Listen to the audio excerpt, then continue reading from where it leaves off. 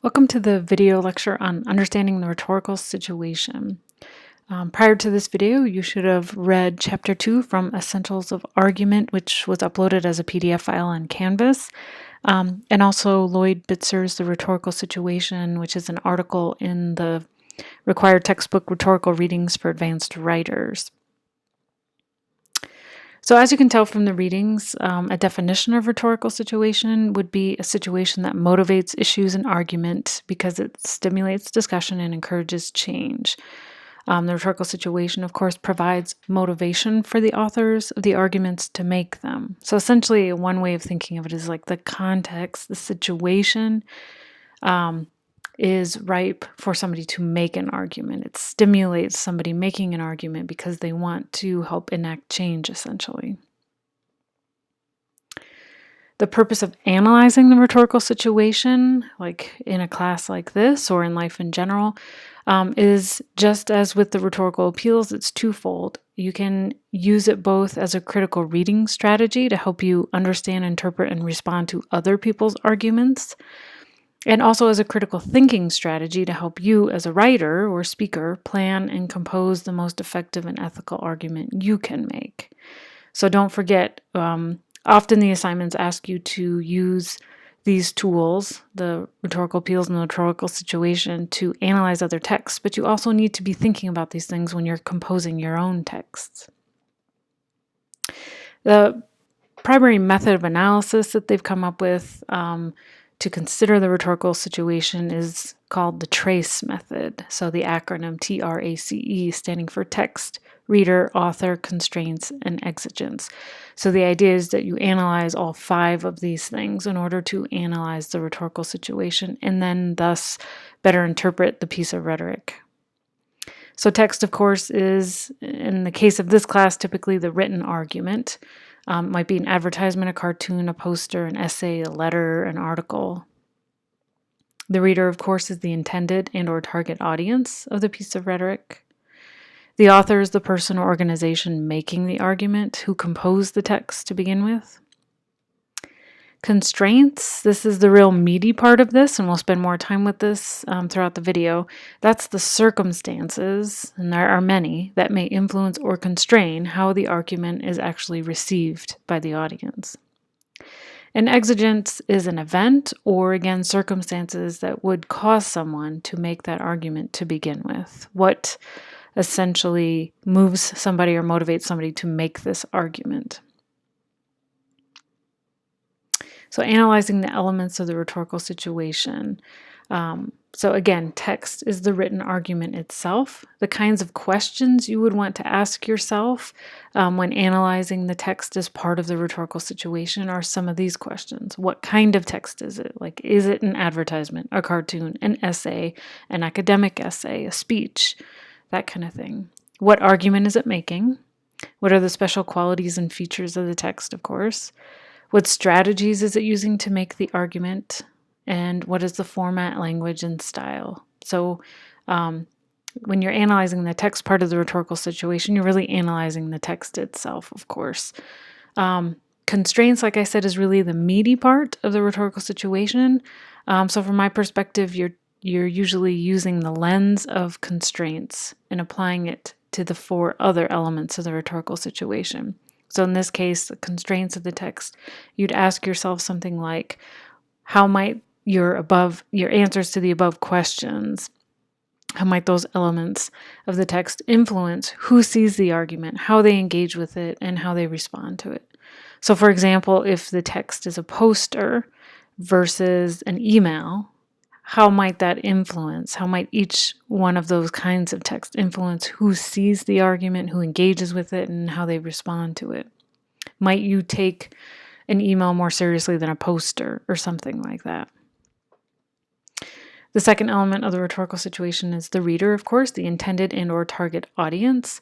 And again, when analyzing the reader and for the purposes of analyzing the rhetorical situation, these are the kinds of questions you'd want to be asking. So, of course, who is the target or intended audience? And then we get deeper. What do you know about the audience? What about their education level, their political affiliation, their age, race, gender, ethnic affiliations or identifications? Also, what are the beliefs, attitudes, prejudices, experiences, habits, interests, and or traditions of the intended audience? And the idea, again, here is if you can answer these questions, then you look at what are the constraints of those elements, of those characteristics of the reader. So the ultimate question, how might the above characteristics of the reader influence how the audience responds to the argument? So again, for example, if it's a poster arguing something, if somebody if the target audience identifies as more liberal leaning, how might that affect how they interpret or respond to that argument versus an audience that might be more conservative leaning? How would a certain age group respond to a particular email that's making an argument versus another age group? Okay, so if there are some people you're making an argument about global warming, if your target audience doesn't believe in global warming, how might that influence how you would need to create the argument or how an existing argument would be received? Author, of course, is one of the other elements of the rhetorical situation. That's, again, the person or the organization that makes the argument. The kinds of questions you would want to ask yourself to analyze this as part of the rhetorical situation. Again, who is the author? Especially if you're analyzing another text, you really want to be able to find out who authored it, who created it. That can tell you a lot. What is the author's position on the text? What do you know about their education, political affiliation, age range, race, gender, and ethnic affiliations? Again, similar to analyzing the audience. What do you know about the author's beliefs, experiences, prejudices, interests, hobbies, etc.? Again, what might be or have been the author's motivation for making the argument? Something else to consider. And again, we want to apply that constraints lens to this element of the rhetorical situation as well. So how might your answers to the above questions, whatever you know about the author, how might those elements of the author's characteristics influence how the argument is received? Okay, so if the author is somebody with a PhD in that subject matter, how might that influence how the target audience receives that message? Or what if the author doesn't have much experience or is known to be prejudiced on a particular issue? How might the audience receive that author's argument on that issue?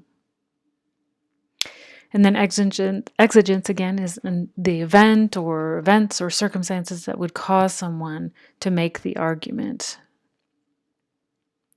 And the kinds of questions you might ask when analyzing this as part of the rhetorical situation. What happened to cause the argument? Is it a new or recurring issue or problem? And then ultimately, again, thinking of the constraints of the exigence. So how might the exigence, the exigent event, or set of circumstances that led to the argument, how might that have influenced how the audience responds to the argument? So if, for example, there's a school shooting or something, and then somebody makes an argument for more gun control legislation, given the fact that the exigence was a particular event, if somebody uses that exigence to make an argument, how might that affect how the target audience receives it? And of course, that would depend on who the target audience was.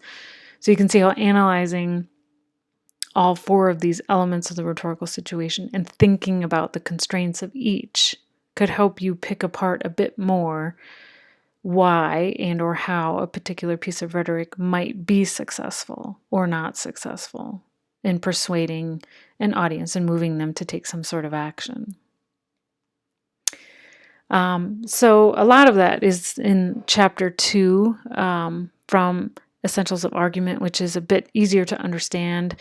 I also asked you to read Lloyd Bitzer. So he's the professor who originally came up with this theory, this lens through which to look at rhetoric, the rhetorical situation. So I asked you to read his article, which appears in Rhetorical Readings for Advanced Writers. But his is a little bit harder to digest, I think, and get through. It's more theoretical and more difficult reading. So I wanted to outline some of the big things that I want you to be able to take from his article itself. His view of rhetoric, which is essentially that rhetoric is situational, that's why it's the rhetorical situation, was radical in its day. I mean, he came out with this in the 60s, late 60s, early 70s, within the field of studying rhetoric and analyzing communication. His view of rhetoric was radical.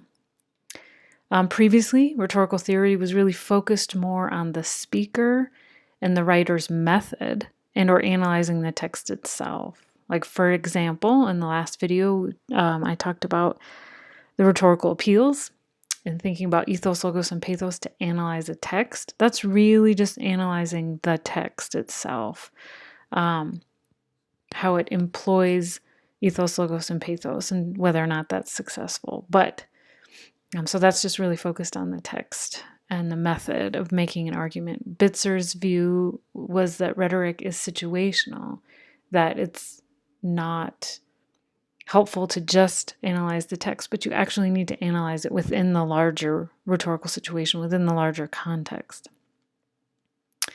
So Bitzer argued that the rhetorical situation really dictates and or constrains, is his big word, the sorts of rhetoric that you can employ, that you can use, and when it would be most effective. So he's saying rhetoric really, really, really depends on the rhetorical situation, the elements of the rhetorical situation, that it's not so much about the piece of rhetoric that you create, but it's more about the situation.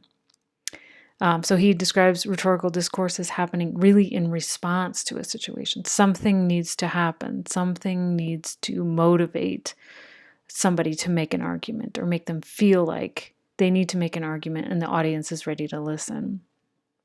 Another way of looking at it that he describes is the rhetorical situation essentially controls the rhetorical response. It is the source and the grounding of rhetorical activity. So if you understand that, you might see how that might have been kind of a radical theory. He's really saying that rhetoric isn't really rhetoric, or it's not really worth analyzing if it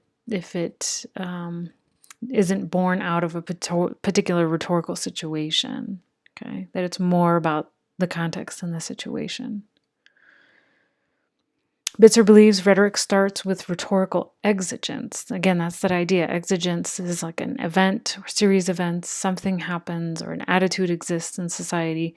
He defined an exigence as something that can be modified and that requires or can be assisted by discourse or rhetoric to enact change. So a couple examples. Pollution is a rhetorical exigence. It's obviously that pollution can be modified, can be addressed, and it requires, to some extent, rhetoric to help enact that change. People making arguments to get others to make the changes. Gun control, of course, being another issue. So these are issues where people can take action, and rhetoric plays a role in whether or not people take action. So he would define that as rhetorical exigence. And he believed that rhetoric really starts there. It starts with the exigence, the need for an argument to be made in order to enact change. That he referred to rhetorical exigence as the first constituent of the rhetorical situation. The second one, kind of like the second most important, is the audience. So there needs to be people capable of being influenced by rhetoric and people who can be influenced by it and help enact change, essentially. And the third constituent of the rhetorical situation, according to Bitzer, is, again, the constraints. Those are the beliefs, attitudes, experiences, interests, background, all of that, of the author, of the audience, that have the power to constrain the situation and the rhetoric. So putting this in practice again. So in the previous video on rhetorical appeals, we looked at Steve Jobs' letter to iPhone customers in 2007, where he, on some level, was apologizing or at least justifying why they lowered the price dramatically 2 months after they first released the iPhone. It upset their customers, and this was the response letter. So you should be familiar with this letter from the previous video. In the previous video, we just analyzed it in terms of how Steve Jobs, as the author or the writer, employed ethos, logos, and pathos in order to create a persuasive argument that would have the effect it wanted it to have on the customers, on the reader. So now we can take the same document and we can actually analyze it through the rhetorical situation lens through looking at the text, which of course this is an open letter to iPhone customers posted on the Apple website. The readers, of course, were the customers who bought the iPhone for $599. The original, people who originally bought it. The author, of course, is Steve Jobs, the Apple CEO at the time. We'll skip over constraints because we're going to come back to that on the next slide. Again, that's really the lens through which you analyze these other four elements. The exigence in this case, of course, was customers got angry about the price drop and complained. They complained right after the price dropped, and this letter came out, I believe, the day after all the complaints. So it was an immediate exigence that led to the creation of a piece of rhetoric very quickly in response to that exigence. So considering the constraints here, the kinds of questions, again, that you'd want to ask. How might the fact that the argument was delivered in an open letter, that being the text, how might that have influenced the audience's reaction to it, as opposed to it being a poster or an email or a blog post or something like that? How might the beliefs, experiences, demographics, all of that of the target audience, the iPhone customers, how might their beliefs, experiences, etc., have influenced how they receive the argument?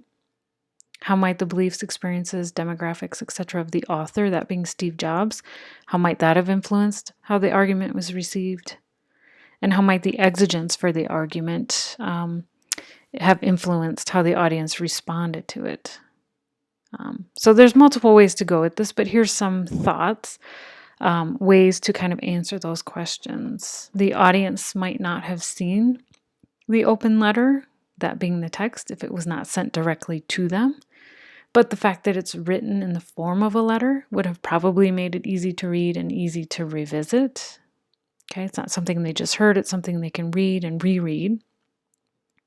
So those might be some of the constraints associated with the text. In terms of the audience, since the target audience were iPhone customers, they may have been likely to be persuaded by the letter because they were already fans of the phone and of the company. They were already Apple customers, essentially. So that might have been a positive constraint. In terms of the author, Steve Jobs, of course, already had status. He already had a reputation. He was well known. That kind of stuff might have allowed him to be and sound as confident in his letter as he did. And as I mentioned in the previous video, I've had, several students say they thought he sounded arrogant and thus would have responded negatively to his letter. But we also discussed how he was well known for being arrogant and very confident.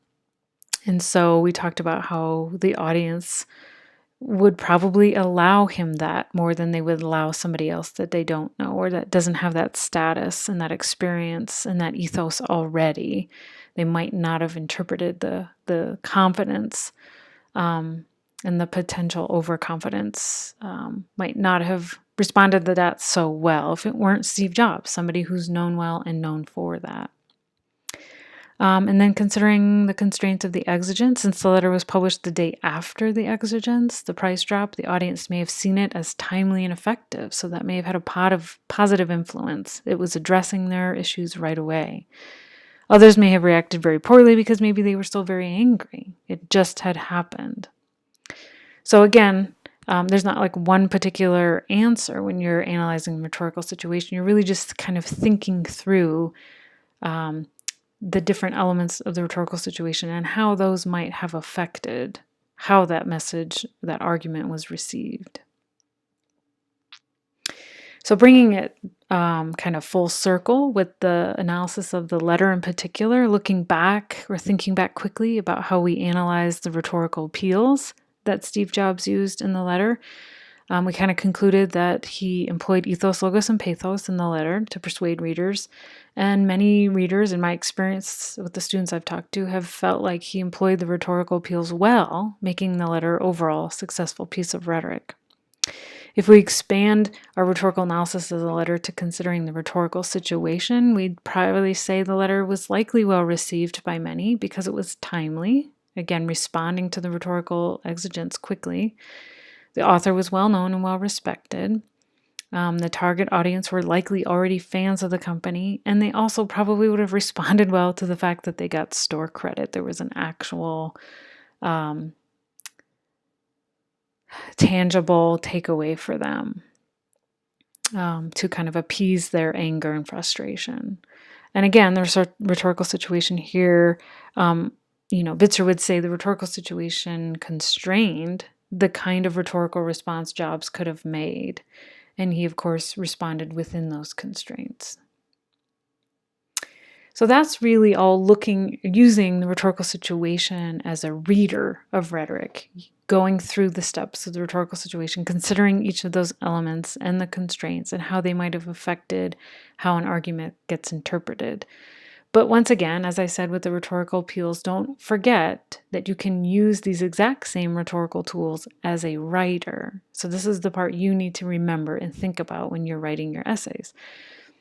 You can and should analyze the elements of the rhetorical situation in order to compose the strongest, most persuasive argument you can. So think about what are your, being the authors in that case, demographics, your beliefs, your prejudices, your experiences, etc., that might influence how you want to compose the argument.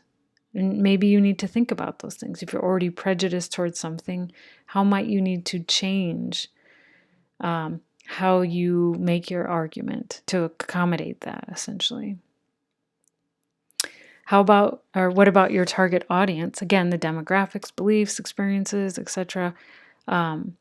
What about the audience, those elements of the audience, can help you compose the most effective argument? So really doing an audience analysis and understanding enough about the audience to know how they might receive it and how best to tailor your argument to that audience. And then, of course, is there one or more exigent events you can draw upon? Bitzer would argue there really needs to be some sort of rhetorical exigence in order for you to even make an argument in which you want to kind of enact change.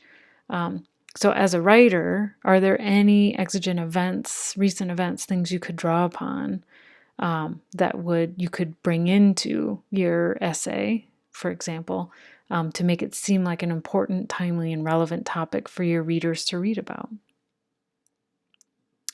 Think about what type of text might be the most effective to make your argument. Might a website be the most effective way to make your argument, or an ad, or a poster, or an email, or a letter, that kind of thing? Of course, with the assignments for this and other classes, you often don't necessarily get to make that choice. But thinking more largely, in the real world, if you're making an argument, think about what type of text might be the most effective for making your argument to that audience.